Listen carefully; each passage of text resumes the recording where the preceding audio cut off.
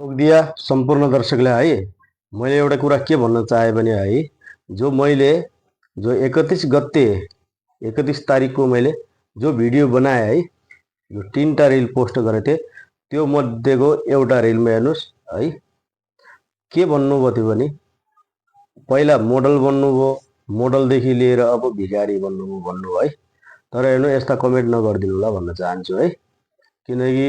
हेर्नुस् एउटा कलाकारको एउटा सम्मान गर्नुपर्छ भन्ने कुरो त्यति थाहा छैन तपाईहरुलाई थाहा त होला नि है हेर्नुस् और तपाईहरुकै साथ सपोर्टले गर्दाखेरि है भिडियो अगाडिसम्म बढ्ने हैन तपाईहरुले हेर्नुहुन्छ हैन तपाईहरुले भिडियोलाई हैन शेयर गर्नुहुन्छ हैन तपाईहरुले भिडियोलाई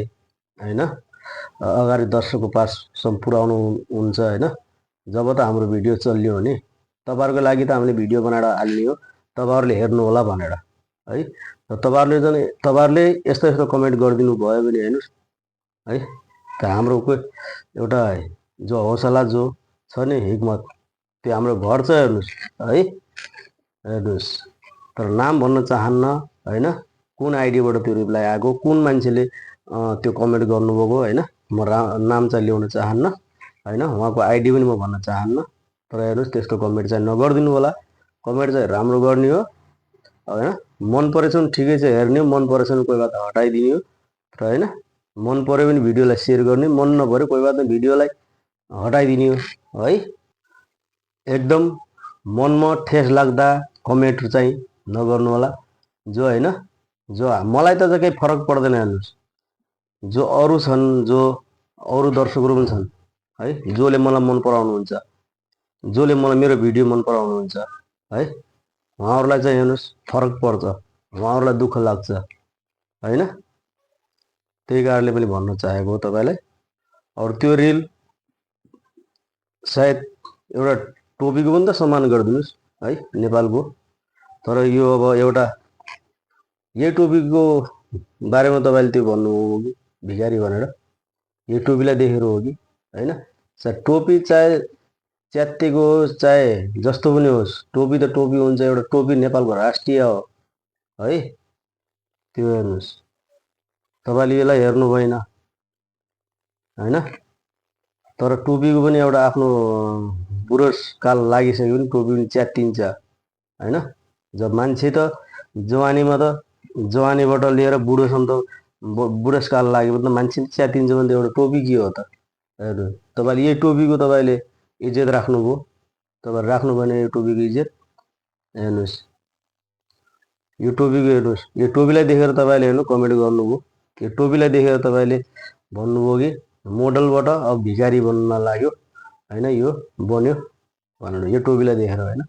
यो टोपी हेर्नुस् जसले यो टोपी शिरमा लगाउँछ नि त्यो जस्तो ठुलो मान्छे कोही हैन हेर्नुस् सम्झिनुभयो त्यो ठुलो मान्छे हो हेर्नुस् तपाईहरुलाई त किस्मतमै छैन यो टोपी लगाउने त्यही कारण तपाईले हैन यो टोपीलाई देखेर भिखारी भन्नुभयो है तर म चाहिँ त्यो नाम त ल्याउन चाहन्न कोले भन्नुभएको भन्ने कुरो हेर्नुस् जो हिजोको भिडियो जो मैले 3टा लगातार पोस्ट गरेको थिएँ यही टोपी लगाएर है धेरै दर्शकले मन पराउनु भयो तर उहाँबाट चाहिँ एकजना दर्शकले मन पराउनु भएन एकजना दर्शकले चाहिँ निकै मनमा लाग्ने कमेन्ट गर्नुभयो हेर्नुस् अगर हजुरलाई मन पर्छ भने शेयर गरिदिनु होला मन पर्दैन कोही बात नगर्नु हैन तर मेरा धेरै आफन्तहरु छन् इष्टमित्रहरु छन् मामा माइजूहरु छन् हैन मेरो दिदी भिना हजुर सबै छन् हैन भान्जाहरु हुनुहुन्छ धेरै छन् आफन्त इष्टमित्र मेरा 10,000 इष्टमित्र छन् 10,000 इष्टमित्रले अगर शेयर गर्दै भइहाल्यो एक शेयर गरे पनि धेरै शेयर हुन्छ के मेरो भिडियो आफै अगाडि जान्छ फोरीमा जान्छ हैन जसले मन पर्दैन उले त्यस्ता कमेन्ट गर्नु पनि जरुरी छैन एउटा हेर्नु एउटा टोपीको इज्जत राख्न सक्नुहुन्न नेपालको के इज्जत राख्नुहुन्छ तपाईहरुले जो कला भनिन्छ नि कलामा जे पनि गर्न सकिन्छ कला भन्ने एउटा आफ्नो कला देखाउन लागि जे पनि गर्न सकिन्छ भिखारी बन्न सकिन्छ माग्ने बुढा बन्न सकिन्छ हैन रोड माग्ने कटरो लिएर हिँड्न पनि सकिन्छ एउटा कला देखाउने आफ्नो है मैले एउटा कला देखाएर त आफ्नो खाएको छु एउटा गरेछु त चोरेर त खाएको छैन कसैलाई ढाट्न त ढाटे हैन नि हेर्नुस् तपाईले त्यस्तो कमेन्ट गर्नुहुन्छ